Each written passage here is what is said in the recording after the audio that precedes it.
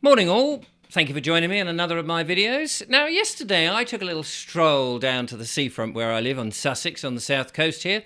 I was walking through the town, and do you know what struck me as it's getting towards Christmas? My goodness, there seems to be a hell of a lot of construction going on all over the place.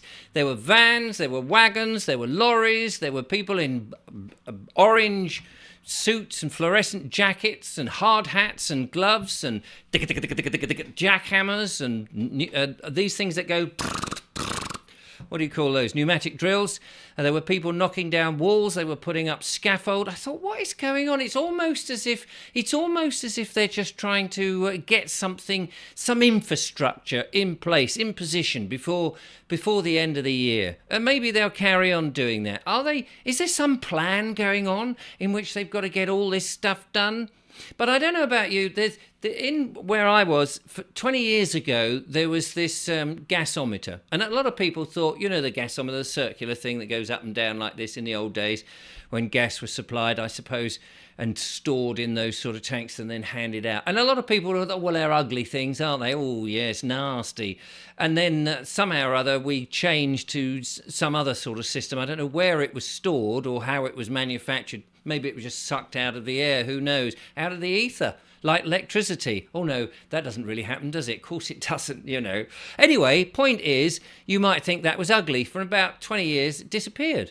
And we've had that sort of space where you could actually see and have a bit of breathing space. Well, now they've knocked all that down, and they've knocked the wall down, although they're going to build another wall. It was a sort of historic wall. A lot of people I don't know whether they liked it or not. I liked it because it was an old-fashioned wall. Anyway, they've knocked that down and going to put probably a higher wall with, I don't know, some of that barbed wire all round. But inside where that building was, they're going to put a big block of flats. I mean, it's huge. It would be huge because it's quite an area. Maybe it's 2 or 3. More sort of cramming people in as much as they can. Instead of using that space as, turfing it over, maybe putting in a little pond and letting people go there and have picnics, because there's plenty of houses all around that area.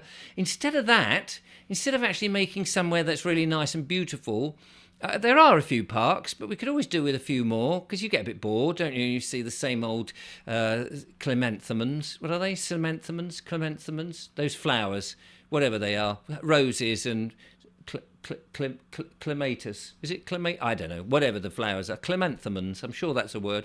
Probably not the word I'm thinking of. But anyway, it would be lovely, would it not, to have had another thing? No. We can't make any money, you see. We can't make any money about that. Oh, no, our investors. No. And plus the fact we want to try and get in at least 100,000 people crammed into that space. That would be ideal. So they're going to shove in, another load of high-rise things. And because the gasometer was actually quite high when it floated up, I imagine that somebody somewhere is going to look at a picture and go, oh yes, we can build up to there because that was the height it used to go up to, and no one's going to moan about it apart from that bald bloke with glasses who lives nearby.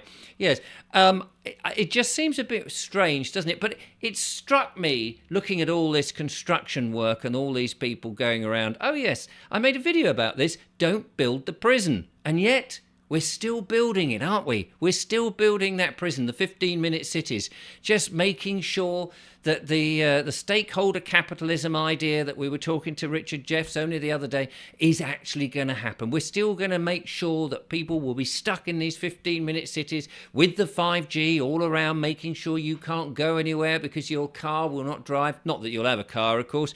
After all, you won't have. You probably only have 3 bits of clothing. I think it's something like that. Some nonsense that we'll be living in this marvellous technological world in which the electronic doors will let you out as and when. I mean, it will be its own prison, and that's what they want, isn't it? 15-minute prison. Everything within 15 minutes, reasonably nice and bland. Because have you noticed? Everything's bland. Everything is bland now. Utilitarian and bland.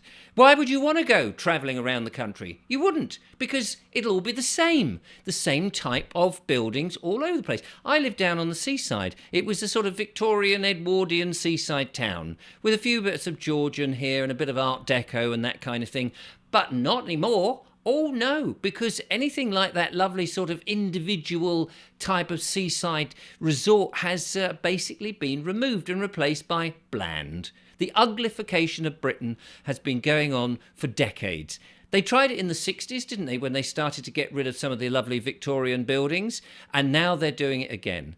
We're making everything bland. Great big hoardings, big plate glass windows, the same old names, the same corporate names in the big corporate takeover going on, and nobody gives a damn. Nobody, because it's convenient. Oh yes, I'll go and get that for those lovely corporations, those dead entities who don't give a sausage about you and your deep inner meaning. They just want your money. Extract the money left, right and centre from you. And everything is going that way. So I look forward, it seems to me, towards 2025. The blandest place in the world is where you live, because everywhere's the same. Everywhere. Absolutely identical. So what can we do about this? What is the solution? Somehow we need to sort of say, hang on a minute, no, we don't want any of this. We need to get out our big saws, those circular chainsaw things, and chop down those 5G towers, which are going to be radiating our brains and preventing us from going.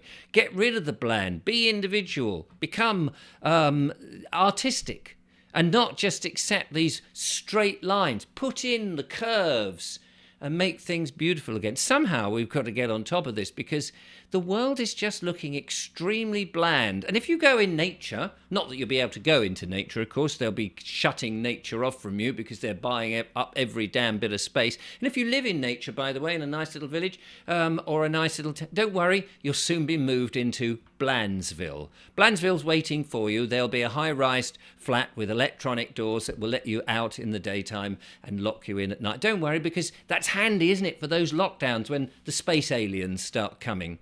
The supposed space alien, but don't panic. They're not real space aliens. No, it's all a big plan. It's all a big governmental plan to keep you down and to keep your vibrations low and to keep you miserable and to keep you in fear. The old fear thing again. The old fear thing. Oh, no.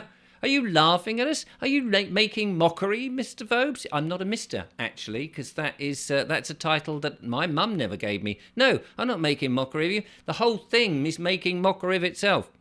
So yes, somehow or other, ladies and gentlemen, we've got to sort of push back against this and realise what the hell is going on in this bland world where everything tastes the same. The food is bland, the buildings are bland, everyone is dressing in bland clothes, the televisions are bland, the video games are bland, everything. This whole digital 1.0 world is bland. We've got to somehow break free, get back into nature, which is beautiful and colourful and sensational and so beneficial for us. But don't take my word for it. After all, I'm only here to cause chaos and mayhem, apparently, according to many of my detractors. But I do my best. Anyway, thank you very much. Enjoy your day. Don't go too much down the old bland street. Try and find those lovely individual shops. They're lovely.